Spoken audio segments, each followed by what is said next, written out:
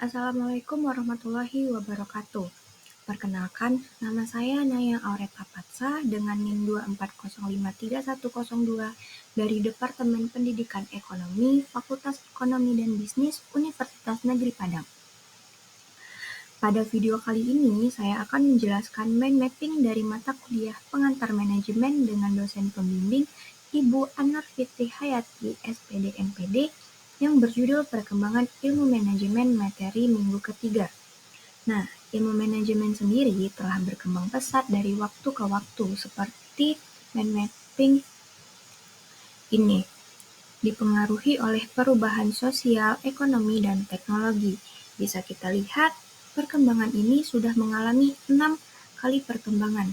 Yang pertama ada perkembangan awal manajemen, era industri atau revolusi industri, tahun 1930 sampai 50-an, era sistem pengambilan keputusan tahun 1960 sampai 1980-an, manajemen modern tahun 1960-an hingga sekarang, dan tren masa depan. Nah, dari perkembangan tersebut kita bisa melihat ciri-ciri atau tokoh pendukung dari era-era tersebut. Yang pertama ada perkembangan awal manajemen.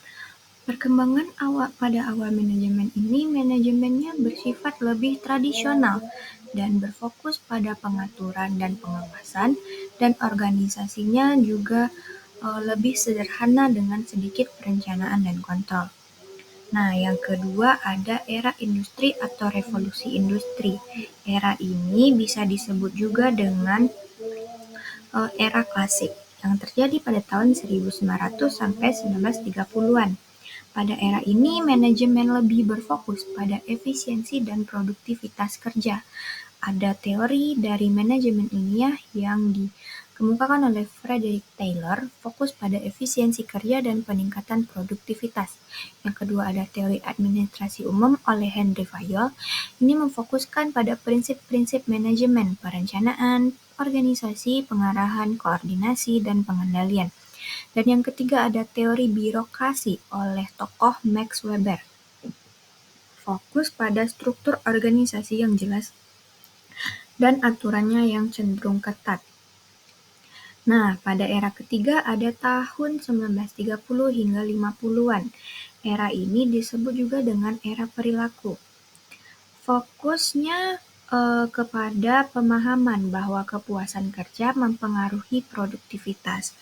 Ilmu manajemen perilaku ini ada dua teori. Yang pertama teori hubungan manusia oleh Elton Mayo, fokus pada hubungan antar individu dalam organisasi, pengaruh faktor sosial dan psikologis. Yang teori kedua ada dari teori motivasi dari Abraham Maslow, Douglas MC Roger, menekankan bahwa MC Gregor menekankan pentingnya kebutuhan manusia dalam mencapai kinerja terbaik. Pada era keempat ada era sistem dan pengambilan keputusan yang terjadi pada tahun 1960-an hingga 1980-an. Nah, ini bisa disebut juga dengan era kuantitatif.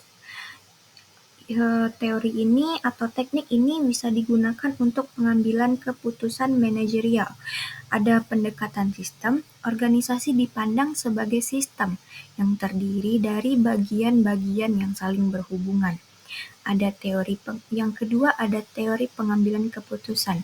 Teori ini menekankan pentingnya pengambilan keputusan berbasis data dan analisis. Diperkenalkan oleh Ludwig von Bertalanffy. Nah,